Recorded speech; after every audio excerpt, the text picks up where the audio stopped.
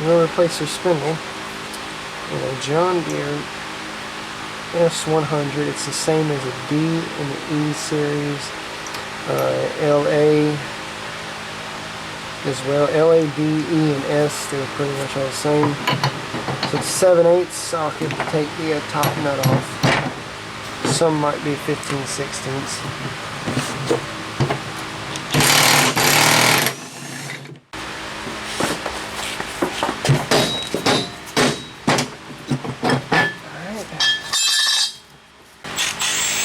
Take your 10mm.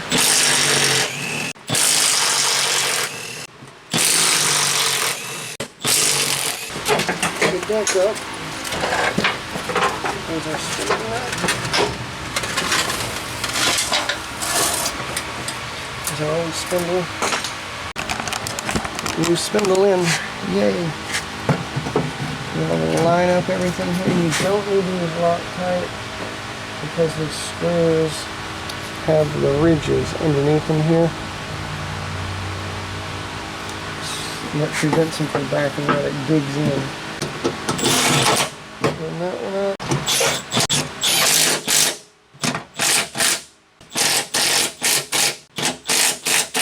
I'm going to use some red Loctite. Push this back. Drop that on. Make sure it lines up. It does. Stick our belt on. Take our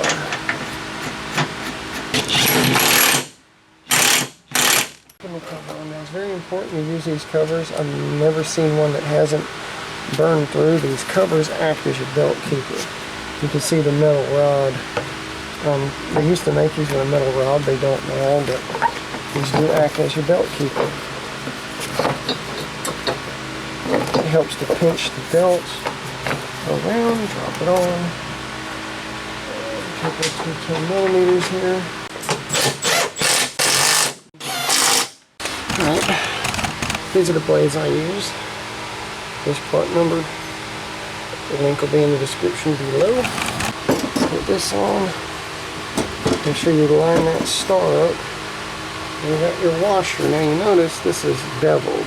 Beveled side goes down because this is a spring washer, meaning it put pressure back against this bolt to keep it from loosening up. So these three little divots face out, just like this.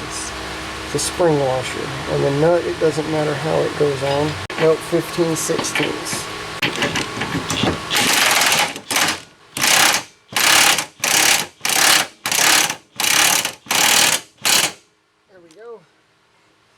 It's good and tight. You want to make sure nothing hits. You should always see a gap there. So that's how you replace the spindle and install a blade on the John Deere S100. This also applies to the D, E, and LA series. They all use the same spindle, same deck, same blade, same belt, everything. See you on the next one. Bye for now.